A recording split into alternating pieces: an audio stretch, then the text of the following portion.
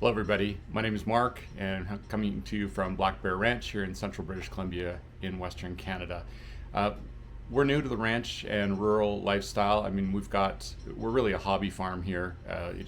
Black Bear Ranch sounds a lot cooler than Black Bear Hobby Farm. So we do raise hay. We've got 40 acres here. We've got about 7 or 8 acres in hay, and also we have chickens.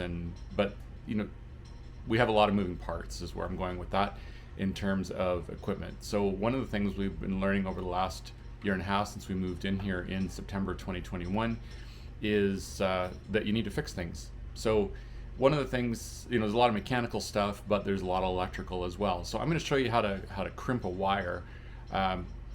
There's a lot of videos online about how to crimp wires, but from what I've seen, most of them use budget crimps and things. A little bit of background: my wife and I own a business that's located outside Vancouver. We've got a great staff there, including a number of installers, and we add electrical equipment to cars and trucks, so 12-volt electrical equipment. So I do have a little bit of history with this. There's not much I'm an expert at on the ranch side of things, but our business has a good history, a good track record of high quality installations of electrical stuff on vehicles. So we're going to run with that right now, and hopefully we'll show you how to do the right way to crimp a wire. So there's lots of cheap and easy and quick ways to do it. Our business is primarily based around the public safety sector, so police and fire and ambulance vehicles. So it's, we install life safety equipment, so it has to work in all weather conditions, off-road, on-road, all that stuff. So we only use the best, and I'm going to show you the right way to do it. So let's dive in here. Okay, so let's get to the actual crimping part. So you're going to need some tools if you want to do this right. You're going to need a pair of wire cutters and strippers, particularly wire strippers. So I like this style. It's got the different gauges marked. This is actually probably my old pair, but it still works fine after many, many years. Not a lot can go wrong. They're pretty inexpensive. You're going to need adhesive lined heat shrink crimps, and I'll show you why in a minute that we use those, and we'll do a little bit of test later. And then you're going to need some way to force the crimp together. So these, I'll just dwell on these for a moment. This is a ratcheting crimp tool by a company called Encore down in the States, and they're a sister company to Blue Sea Systems. I'm not sure if you're familiar with Blue Sea, but you've probably seen their fuse blocks and stuff. They make a lot of, Encore makes a lot of wiring tools for the marine industry. So marine industry, the Yacht Builders Association has very, very strict rules on what you can and can't do for wiring on a boat. And if it's good enough for a multi-million-dollar mega yacht, it's good enough, in my mind, for our vehicles. So this is a ratcheting crimp tool, as I mentioned. It's color-coded you can see the little colors up here. So if you're using the small crimp connector, and I'll go over these in a minute, then you'd use red to red dot, and it even says the wire gauge here and so forth up. So it also, the ratcheting part, it has some gearing here so that it makes your you can put a lot of force here without a ton of force on the handles. But the most important thing is the ratcheting means that once you start closing the jaws, you can't open them up again until they're all the way done, all the way closed, and your crimp is crimped properly. So you can never have half a crimp, like you can't under crimp. They also have this kind of hard stop at the end here, and so you can't over crimp either. And you can see that there's the appropriate size holes there. So once it's crimped, so you can't under crimp, you can't over crimp. There are single crimp and dual crimp versions of this, so I'm not sure if you can see it here. This is a single crimp version. It's got one set of crimp teeth, and the double crimp version would have another set of identical teeth on this side. I'll put a link below for the Anchor site where they talk about single and dual crimp. Basically, if you're using insulated terminals, meaning there's plastic over the metal barrel that's in the middle there, then you'll use single crimp. If you're using non-insulated terminals, then you'll use double crimp. But we're using insulated, so we're using single crimp. So these are an investment if you're going to be doing a lot of wiring repair. I would say that they're a good investment for you to make. They should be well under $100. They're very heavy duty. I've dropped these quite a number of times, and they're still working fine for the most part. Once I tightened up the screws after I dropped it from about 8 feet up. So they're very rugged, rubber handles. It's like any tool. You invest in a good one, you'll have great performance and longevity out of it. So let's talk about the crimps. I should say that many people have been using crimping pliers for decades and had no issues, which is fine. One of the things we try to do at our business when our techs are wiring is to reduce the possibility of mistakes. And one of the things, after you've been doing crimps, a couple hundred crimps on a car for a day, your hand can get tired and you can under crimp, like you may not squish it quite as hard. And it's just, that's usually the most important crimp you're doing too, is the one that's going to fail. So, but again, many people have used crimping pliers for decades and had no issues, which is fine. We just like to be a little on the safer side, so we use the ratcheting ones. But let's talk about crimps. So there's a couple different types of crimps that we don't use, or connectors that we don't use. Now please keep in mind that this is all vehicle related stuff, 12 volt, 24 volt, even 48 volt wiring, but for vehicles. This has nothing to do with household wiring. I don't know anything about codes or standards for household wiring, and I don't understand really all the ins and outs of it. So please don't parallel any of this to your household wiring. This is a Moret or a wire nut. This is something that's used commonly in household wiring. If we ever see one of these at our shop come in a vehicle, we know that it's been done by an amateur. We never ever use these for any circumstances in 12 volt wiring. They're just not suitable. So please don't use those.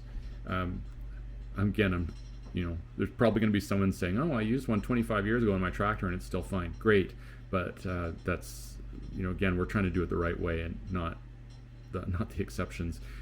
This is an insulated crimp connector, but it is not a heat shrink adhesive line, so you can see the difference. These are both essentially the same connectors, but this doesn't have nearly as big a jacket on the end, so you have to make your wire strip, which I'll show you in a minute, much more precise.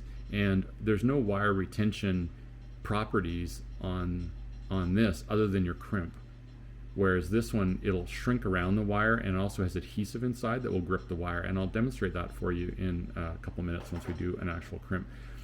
These ones are probably 10 to 12 cents a connector if you buy them in bulk. These ones are probably 20 to 25 cents depending on the size.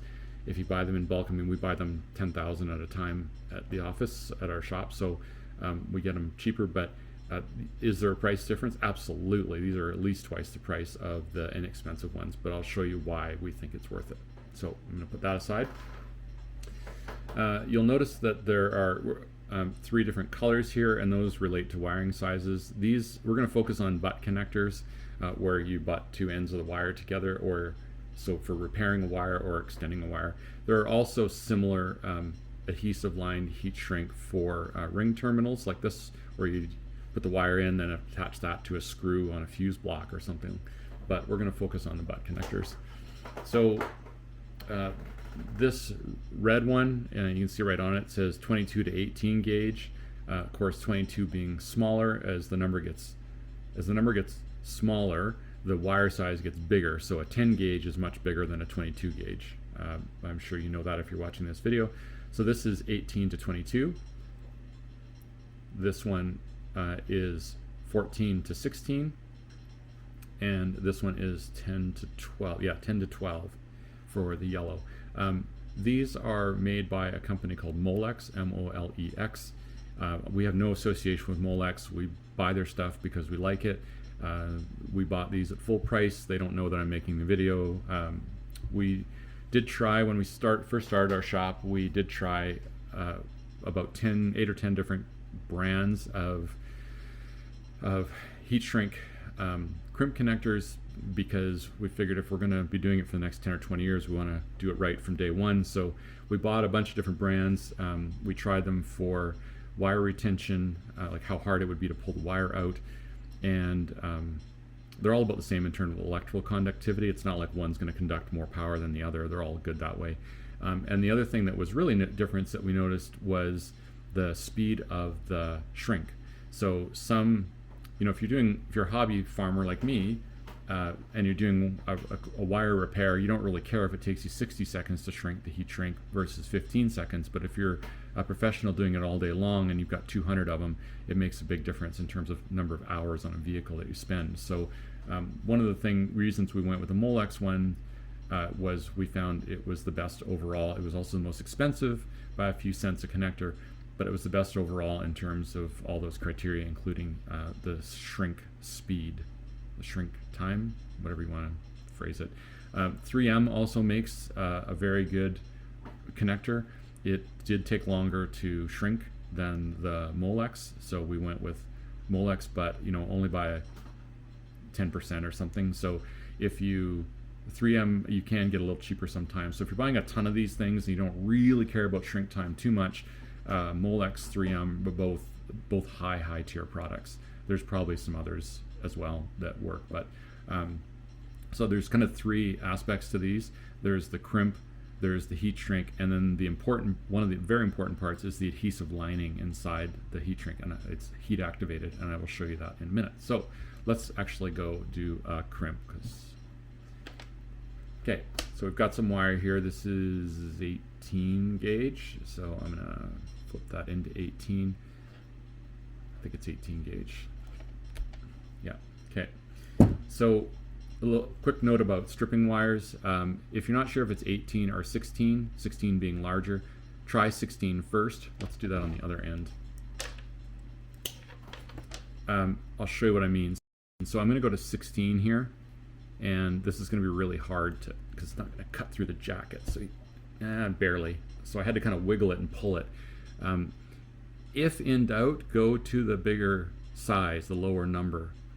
So if you're not sure if this is 16 or 18, try 16 first. And the reason I say that is if you try 16 and it doesn't work, it's only going to cut through the black jacket almost all the way, and then you'll have to wiggle it to get more. If you go to 18 and this is actually 16 gauge wire, then you're going to quickly cut through the jacket, but you're also going to cut through some of your conductors, and you'll see that because the conductors, the wire will physically fall out. And that means you've basically just reduced the capacity of the wire from 16 to 18 gauge. Right, so you've reduced the capacity of your wire. You've essentially cut a bunch of the outer layers of those filaments off. So now you've reduced the load carrying capacity, which means you got to run more power through a smaller wire, which means this will get hot and potentially melt or cause a fire. So the easiest thing to do, if you're not really sure which, just start with the bigger one. It won't work, and then just go to the next smaller one, then it'll work. It should just go, if these are sharp, which these are very old, and you can see the rusty, so they're not that sharp, but you should be able to just cut through it, give it a firm pull, and the jacket should come off like this one did. In terms of crimp length, what we want to do is, you can see in the middle here there's a little detent, and that's like a wall in between, so that you can't run the wire all the way through. You can only run it halfway through. So I think I just happened to nail this one. So what we want to do is, ideally in a perfect strip, which I think I just might have done the first time in my life, the wire should hit that wall and not stick out into that flared area or at least not very much. But the biggest thing is the jacket needs to be cut off enough that it's not intruding inside this metal cylinder that's in there. Okay, because otherwise you're going to, if I only stripped off 3 millimeters or whatever that is, then I'm either not going to be able to get the wire in as far, and I might not hit it with the crimp tool, or if I can get the the wire into the metal, I'm going to be crimping on the insulation, on the black insulation, which I don't want because that means there's no conductivity. So if you have to err one way or the other, because it's not super easy to get a perfect crimp distance every time, err on the side of cutting a little bit more of that jacket, that black jacket off. You want as much of the metal in that center barrel as you can. And if a little bit of wire metal is exposed in that flare, I don't know if you can see that, but if it ends up looking like that, where you've got a little bit of metal exposed in the flare, it doesn't matter because this flare is going to shrink over the metal anyway.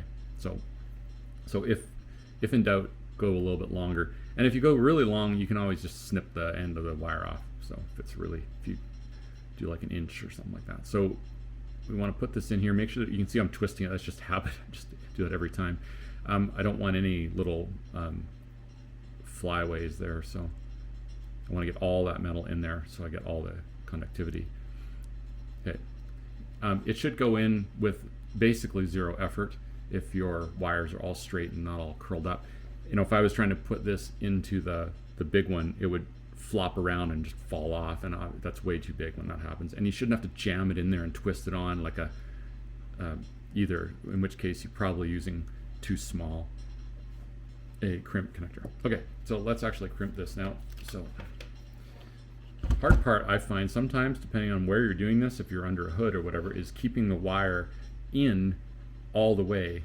So I'm just going to kind of hold the wire with my fingers here, and then I'm going to pull the crimp down on the wire with my thumb and index finger, and then I'm going to go, I'm going to go to that red one. Now I want to make sure that my crimp is in between that center wall and the end of the metal there. So you can see it better there. So I want to make sure my crimp ideally would be right in the middle here. So keep in mind, if you're using these single crimpers, the jaws are offset. They're not right smack dab in the middle. So you want to make sure that the jaws, try and show you that there, the jaws are right in the middle of that metal crimp. And then double check to make sure your wire's pushed in all the way. If it's going to fall out, this is where it's going to fall out. It's right when you do the crimp and then you realize your wire wasn't in, then you've wasted a crimp. And then I'm just going to squish real hard here, and then it'll allow me to release. At least it should. No, it didn't, because I'm then on all the way. And there we go. So that's what it looks like. That's what the crimp looks like, a good crimp. It squished it enough, but it didn't break the jacket. And if you're using pliers as opposed to ratcheting crimp tool, one of the challenges is you can over crimp and break that jacket, and then therefore you've broken your waterproof integrity on this, and you may as well have just used one of these, essentially. So, okay, now what I'm going to do is I'm going to insert, so this is just one long piece of black wire. I'm going to insert the other in to the other side, but I'm not going to crimp it. And the reason I'm going to do that is I want to show you how effective the adhesive is. There you go. So I've inserted that, and it's just being held there. You can see it slides in and out maybe, but I'm not going to crimp it. Okay, so heat gun. I like these. I mean, this is just a online store that you're familiar with. Heat gun, they're probably about $40 or $50. There's some DeWalt ones and other brand names that are $100. I have not found that they make a difference. This one has adjustable heat, which is nice. Adjustable heat settings, which is nice. And because I don't always just use it for crimp connectors, so I have it set to just enough heat to heat the crimp, heat the shrink on it. I'm not running full blast because I don't like to get my hands burnt. And also copper conducts heat, so if you have a lot of heat here, it'll conduct up to your hands. So make sure you keep your hands well away from these. I mean, they're not like flamethrowers, but they do get quite hot and you can burn yourself. And the metal tip of this will stay hot for a good 15 or 20 minutes after you've been using it. So watch where you put it down, and definitely watch you don't touch it, that metal tip, for quite a long, it stays hot for a long time. And I don't know an installer that doesn't have burns from these professional installers. So be very, very cautious with that. So here we go. I'll just warm it up for a sec. Hopefully you can still hear me. And we'll shrink this. So what I'm doing is I'm shrinking the jacket, but I'm also activating the adhesive, because the adhesive is heat. You can kind of almost see it there, maybe, how it's kind of sucking onto that black wire. I want to make sure I get all the way around. I don't really need to do the middle. There's nothing critical there. This is the uncrimped side. And you keep going. You can kind of see it in the middle. It's really hard to show you on video, but you might be able to see it in there. That there's no bubbles, like no air bubbles in there. I apologize if my videography is not that great. So again, just be really careful where you put that heat gun. So what I do want to show you though is, let me just use a piece of wire here to try and illustrate. Hopefully camera can focus. Do you notice this goo coming out? It's actually still tacky. You can see my wire making marks in it. That is the adhesive. So you know that this is done correctly if this jacket is completely shrunk. You can see let me grab a new one. You can see a dramatic difference between unshrunk and shrunk, but you can also see that adhesive coming out the end. So it's all the way inside here, and then when it melts, when this thing gets hot, I'm just letting it dry for a minute, so I'll just keep talking for a sec. It'll, as this squishes down, like constricts, it'll squish some of the adhesive out. That's still quite warm, so it'll squish some of the adhesive out, and you know it's properly heat shrunk when you see that adhesive start to come out, and you'll see that the wire is in full contact, the wire jacket's in full contact with it in here. You can kind of see the difference between when it's unshrunk and when it shrinks around the wire. You see the air bubbles disappear. This one has got it coming out a little tiny bit, but not quite as much. Yeah, you can kind of see it on the back side there. So what I really wanted to show you though, so this side is crimped, this side is not. This is the one we just inserted, and you can see it actually came out a little bit here. I want to show you the strength. This is why we use the adhesive line. So the number one failure, or definitely in the top 2 or 3 failures of electrical systems on vehicles, is poor crimps. So this is why we invest more, because the last thing you want to have happen, or one of the last things you want to have happen, if you're running a police car or a fire truck and your vehicle's lights and sirens go down because somebody used a 10-cent crimp instead of a 20-cent crimp and didn't do it right, or if you're a farmer or rancher and you're out baling hay at 10 o'clock at night and you've got all your floodlights on because it's supposed to rain at 2 in the morning for the next week, you need to get your hay off the field. I think that's happened to all of us, people that harvest hay. You don't want your lights quitting because you saved 15 cents on a crimp or didn't spend the time to do it right. So this is why we use the adhesive line. So I'm going to wrap, this is one continuous loop of black wire here. So I'm just going to wrap this around my hand. I don't know how to show you how much pressure I am put on this.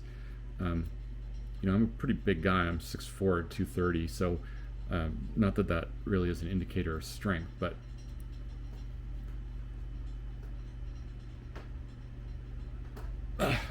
I can pull to the point where my hands are grooved from the wire and my fingers are turning white, and you can see that that's not pulling out. So actually it did come out a tiny little bit, but I'm probably putting like 25-30 pounds of force easily on that, which you'd never really put on a wire. And if it's crimped, it's going to hold it in even better. So I mean, that was all I could do to pull that out of there. With inexpensive crimp, you'll still got wire marks on my hands there. With an inexpensive crimp, there's no wire retention at all from the crimp itself, or from the jacket itself. It's just 100% on your crimp. So that's why we use the adhesive line stuff. Once it's done properly, it's almost impossible to pull them The other thing too I should quickly mention is why do we want it heats like waterproof, because this is basically a submersible thing now. Like any metal, copper will corrode or get all, it does age. Like you pull out an old connector that's not done right, it almost falls apart. I don't know that I want to say rust, but it definitely corrodes. And this isolates the copper in there from the environment. So again, you don't want to have your lights fail at critical times. It always happens at the worst time, never happens at a convenient time, because of some corrosion inside on your crimp connector. So is this right for everybody? Maybe not. Everybody has different ways of doing it, like anything on YouTube. But this is what we've used in our business for quite a number of years and done thousands of vehicles. And I can't tell you the last time if we've ever had a failure of one of these. So in my mind, it's worth the effort. Hopefully that helped you. Sorry, it's a bit of a longer video.